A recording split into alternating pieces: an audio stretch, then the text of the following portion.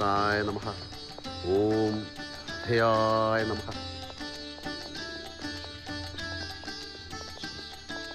Who's. ശം ശം ശം.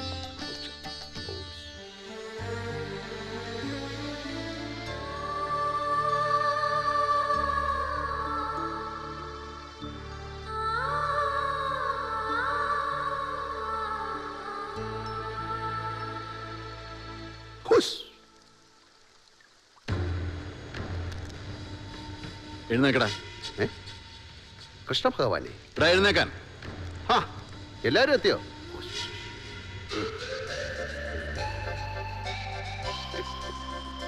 ഇറങ്ങടാ. ഒരു സന്തോഷ വാർത്ത പറയാനാണ് ഞാൻ വന്നത്. നഷ്ടപ്പെട്ടു എന്ന് നിങ്ങൾ കരുതിയ നിങ്ങളുടെ പുന്നാര മകൾ പാർവതിയെ ഒരു പോർല് പോലും ഏൽക്കാതെ ഞാൻ തിരിച്ചു കൊണ്ടുവന്നിരിക്കുകയാണ്. എല്ലാവർക്കും സന്തോഷമായെങ്കിലും ഒന്ന് ചിരിച്ചേ, ചിരിച്ചേ. 5 കോടി രൂപ കൈ കിട്ടിക്കഴിഞ്ഞപ്പോ അവളെ ഇവിടെ കൊണ്ടുവന്നാക്കി നല്ലവനായി തിരിച്ചു പോകാന്ന് കരുതിയില്ലേ നീ? 2 കൊലപാതകങ്ങളാണ് നീ ഈ കുടുംബത്തിൽ ചെയ്തിട്ടുള്ളത്. അതിനും വാങ്ങിച്ച പണത്തിനും സമാധാനം പറയാതെ നീ ഇവിടെ നിന്ന് പോവില്ല. അയ്യടാ, അതിന് ഞാൻ തിരിച്ചു പോകുന്നില്ലല്ലോ. ഇപ്പൊ പറഞ്ഞില്ലേ 2 കൊലപാതകങ്ങളും 5 കോടി രൂപയെന്ന്. അതാരാണ് ചെയ്തതെങ്കിലും അവനെ കൊണ്ട് ശിവരാമൻ പോവും. അതുവരെ ഞാൻ ഇവിടെ തന്നെ ഉണ്ടാകും. അതിനു മുമ്പ് നിന്നെ പോലീസിനെ കൊണ്ട് തൂക്കി ലോക്കപ്പിലാക്കും. ഒരു പോലീസിനും ഞങ്ങളെ ഒന്നും ചെയ്യാൻ പറ്റില്ല തോമസ് കുട്ടി. ഞങ്ങളെയാ? ഇത് പ്രൊഹിബിറ്ററി ഇൻജങ്ഷൻ ഓർഡർ. എന്റെ കക്ഷിയും എന്റെ ഭാര്യയുമായ പാർവതിയും ഒന്നിച്ച് അവൾക്കൂടെ അവകാശപ്പെട്ട ഈ വീട്ടിൽ ഞങ്ങൾ ഒരുമിച്ച് താമസിക്കുന്നതിന് ആരും തടയാതിരിക്കാനുള്ള court order. Legal adviser? Yes please.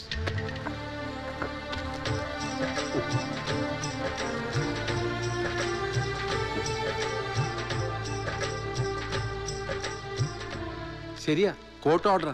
ഇത് ലംഘിച്ച കോർട്ടല്ലേ? അത് കോടതിയില്ലല്ലേ, അത് അവിടെ നോക്കിക്കോളാം. ഇവൻ ഇവിടെ നിന്ന് പുറത്തിറക്കാൻ നമ്മൾ മതി. വേണ്ട, കോർട്ട് ഓർഡർ ആരും ലംഘിക്കണ്ട. അവൻ താമസിക്കാൻ വന്നതല്ലേ, താമസിച്ചോട്ടെ. കൈയെടുക്ക് വായി, കൈയെടുക്ക്. പാറു, എവിടെയാണ് നമ്മുടെ ബെഡ്റൂം? നിന്നെ ഇവിടെ നിന്ന് ചവിട്ടി പുറത്താക്കിയില്ലേ? കാലിൽ എത്ര വിരലുണ്ട്? 4, 5, 4 ഉള്ള.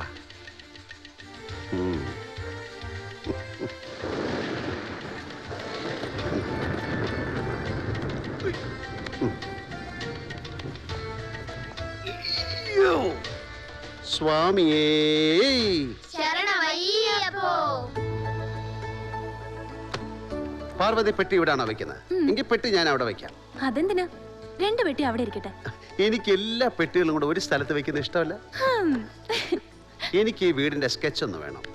ആരൊക്കെ ഏതൊക്കെ മുറി താമസിക്കുന്നു, എത്ര സ്റ്റെയർ കേസ് ഉണ്ട്, ബാത്റൂം, കാറ്, ഷെഡ് ഉണ്ടെങ്കിൽ അത്. കാലിൽ എത്ര വിരലുണ്ട്? 4, 5?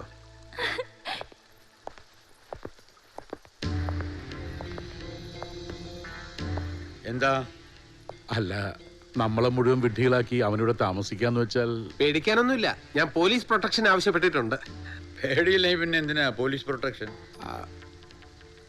ഭാവിയിൽ പേടി വരികയാണെങ്കിൽ ഫ്യൂച്ചറിൽ പ്രൊട്ടക്ഷൻ.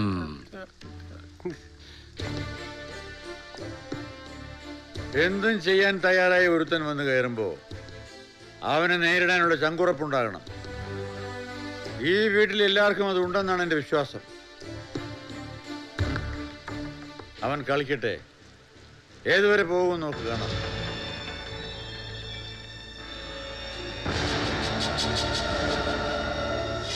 പ്ലീസ് വരൂ സർ.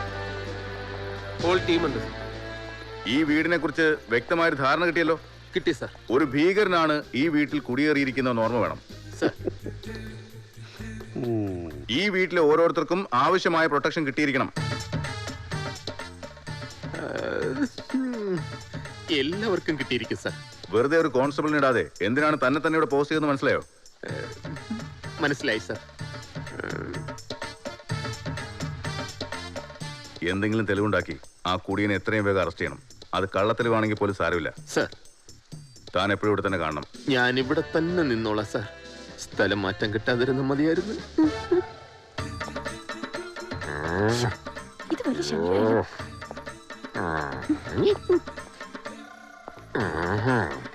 ഇയാൾ എന്തിനാ ഇങ്ങനെ എന്തിനാ ഞങ്ങളുടെ പുറകെ നടക്കുന്നേ? പ്രൊട്ടക്ഷൻ. ഇതെന്താ ഞങ്ങൾക്ക് മാത്രമല്ലോ പ്രൊട്ടക്ഷൻ? പ്രായവും സൈസൊക്കെ നോക്കിയേ നമ്മൾ പ്രൊട്ടക്ഷൻ കൊടുക്കാറുള്ളൂ. എന്നാ പിന്നെ പുറകെ നടക്കണ്ട, മുന്നേ അങ്ങോട്ട് നടന്നോ. എനിക്കും അതാണ് ഇഷ്ടം. കമൺ ഫളമേ. പണ്ട് ഈ ആനപ്പാറ എസ് ആയിരിക്കുമ്പോ ഇതുപോലെ പ്രൊട്ടക്ട് ചെയ്യാൻ ഒരു ആനയെ ഏൽപ്പിച്ചു. പക്ഷെ പോയാ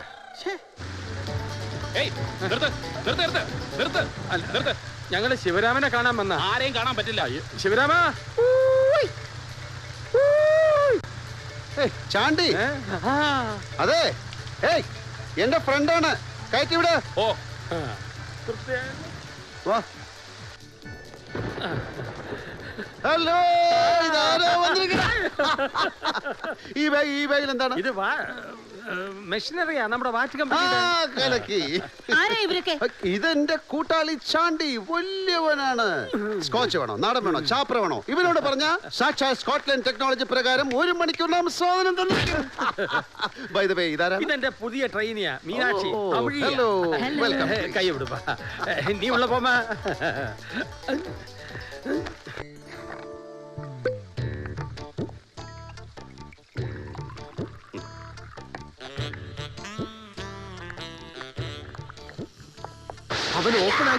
അവൻ ഓപ്പൺ ആയിട്ട് മദ്യപിക്കാ. പോയി ചോദിക്കില്ല. അതെന്താ? ചോദിച്ചു കഴിഞ്ഞാൽ അവൻ തന്നില്ല പിന്നെ മോശമല്ലേ? അതല്ല, പോയി അറസ്റ്റ് ചെയ്യാൻ വകുപ്പില്ലല്ലോ. അവൻ മദ്യപിച്ചിട്ട് അനാവശ്യം പ്രവർത്തിക്കുകയോ പറയുകയോ ചെയ്താൽ അപ്പ അറസ്റ്റ് ചെയ്യാം. പോയിന്റ്. ചാണ്ടി, മുകളില് ദാ ഇപ്പൊ താടി വെച്ചൊരു കക്ഷി വന്ന് നിന്നില്ലേ? അതാണ് ഈ വീടിന്റെ നായകൻ, ബഡാ സാബ്. എന്തും തീരുമാനിക്കാൻ ശക്തിയുള്ളവൻ. പക്ഷേ പറഞ്ഞിട്ടെന്താ കാര്യം? സ്വന്തം മകളെ വിശ്വസിക്കാതെ മറ്റു ബന്ധുമിത്രാദികളെ കണ്ണും പൂട്ടി വിശ്വസിച്ച് മകളെ കൊലയ്ക്ക് കൊടുത്തവൻ. ഇനി ഒരു കക്ഷിയുണ്ട്, ദേ അങ്ങോട്ട് നോക്കിക്കേ, ഒരു മുട്ടത്തലയൻ. സ്വന്തം മകളെ പോലെ സ്നേഹിക്കേണ്ടവളെ ഗുണ്ടകളെ വിട്ട് തട്ടിക്കൊണ്ടുപോയി കൊന്നു കുഴിച്ചു മൂടാൻ ശ്രമിച്ചവൻ. നടുമുറിയിലിരുന്ന് മദ്യപിക്കുന്നതും പോരാ, അവൻ വായി തോന്നിയൊക്കെ വിളിച്ച് പറയുന്നത് കേട്ടില്ലേ?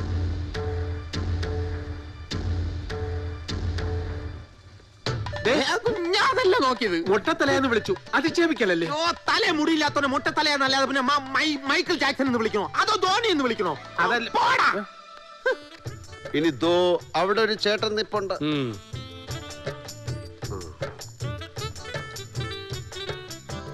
ഇതിനിടയിൽ ഈ ചേട്ടൻ ഇങ്ങനെ പഴം വിഴുങ്ങിയതുപോലെ നിൽക്കുന്നത് എന്തിനാണെന്ന് എനിക്ക് മനസ്സിലാകുന്നില്ല.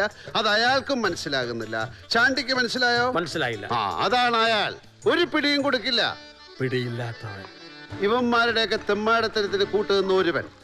അവൻ ഇവന്മാരുമായിട്ടൊക്കെ തെറ്റി അവനെ കൊന്നു. മനസ്സിലായ? ഇവന്മാരുടെ എന്തൊക്കെയോ നേരിൽ കണ്ടത് കൊണ്ടാവാം ഒരു ബന്ധുവിനെ കൂടി കൊന്നു.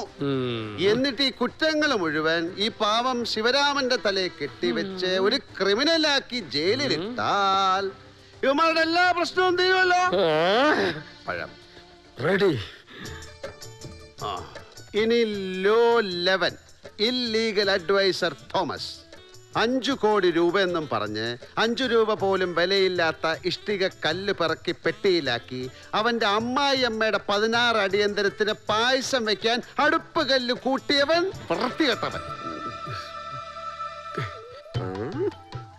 പ്രൊട്ടക്ഷൻ കൊടുക്കായിരുന്നു, പക്ഷെ ആരോഗ്യമില്ല. എങ്കിലും അടിക്കരുത്. എന്റെ അമ്മായിയമ്മയുടെ 16 അടിയന്തരത്തിന് പായസം ഉണ്ടാക്കാൻ കൂട്ടി അടുപ്പുകല്ലെന്ന് പച്ച അശ്ലീലമല്ലേ? നിന്റെ അമ്മായിയമ്മ അശ്ലീലം ആയിരുന്നു. അല്ല, 16 അടിയന്തരം അശ്ലീലമല്ല, പായസം അശ്ലീലമേ അല്ല. അപ്പൊ എന്നെ വൃത്തിയിട്ടൊന്ന് വിളിച്ചത് ഒരു സത്യം മാത്രം. May I come in? ഈ അമ്മച്ചി എന്തിനാ ഇത് കരയുന്ന? നിങ്ങളെല്ലാം പറഞ്ഞു.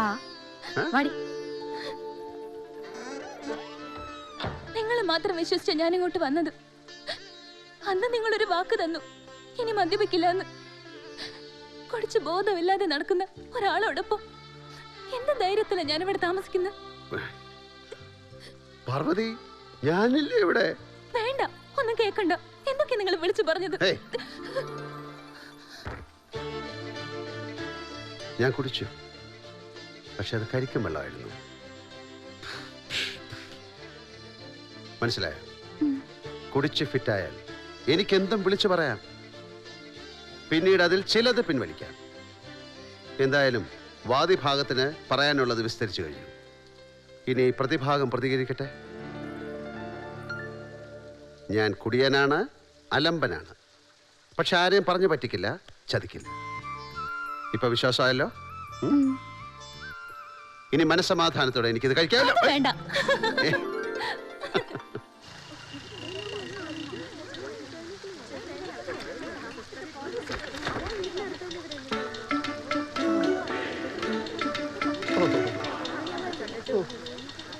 ഒന്ന് മാറ്. എന്താ ചിദംബരം, ഒരാഴ്ച എസ്റ്റേറ്റ് നോക്കാനെന്ന് പറഞ്ഞ് പോയിട്ട് ദിവസം എത്രയായി? പനി പിടിച്ചു മാഡം. ഇത് പനിയുടെ സീസണാണോ? ഇതൊരുമാതിരി പേ സീസൺ മാഡം. ഞാൻ ബംഗ്ലാവിൽ പോയി, അവിടെ ആരുമില്ല, ബെഡാ സാബുല. ഇനി ഇപ്പൊ ഇവിടെ ആരും ഉണ്ടാവില്ല, എല്ലാവരും ബംഗ്ലാവിലേക്ക് പോവാൻ പോവാ. വൈ? ഇവിടെ വന്ന് കയറിയിരിക്കല്ലേ കുറെ ഭൂതങ്ങൾ. ഭൂതങ്ങളാ? അതെ, കോർട്ട് ഓർഡറും കൊണ്ട് വന്നിട്ടുണ്ട് കുറെ ഭൂതങ്ങള്.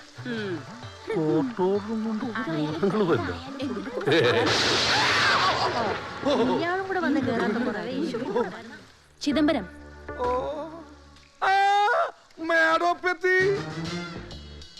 എന്തു പറ്റി ചിദംബരം? ക്ഷീണിച്ചു പോയല്ലോ. പനി പിടിച്ച് കിടപ്പിലായിരുന്നു മാഡം.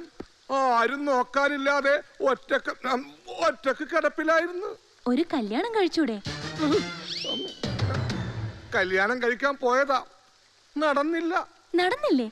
പെണ്ണ് ഓടിക്കളഞ്ഞു, അതുകൊണ്ട് നടന്നില്ല. ഇത് ഇവിടെ ഇരിക്കട്ടെ, ഞാനൊന്ന് കിടക്കട്ടെ. ജമീൻ, ജമീൻ, ചെമീൻ, ചെമീനൊന്നും അധികം കഴിക്കണ്ട. ഞാൻ പേടിച്ചു പോയി, ഇപ്പൊ ആശ്വാസമായി. കരിമീനും തിലാപ്പിയും കഴിക്കാമല്ലോ. ഭർത്താവും ഭാര്യയും നല്ല ഭംഗിയുണ്ട്. നിങ്ങളെ കുറിച്ച് ഇവര് പറയുന്നു ഭയങ്കര ക്രിമിനലാണെന്ന്. കുറച്ച് ഭാഗ്യവാൻ. നിന്നെ കണ്ടിട്ട് അവൻ ഒരു ഭാവ വ്യത്യാസവും ഇല്ല. ഒന്നുകിൽ അവനൊരു ഭയങ്കര നടനായിരിക്കും, അല്ലെങ്കിൽ നിന്നെ അവിടെ പൂട്ടിയിട്ടത് ഈ ഭാവം മണ്ടൻ അറിഞ്ഞു കാണില്ല.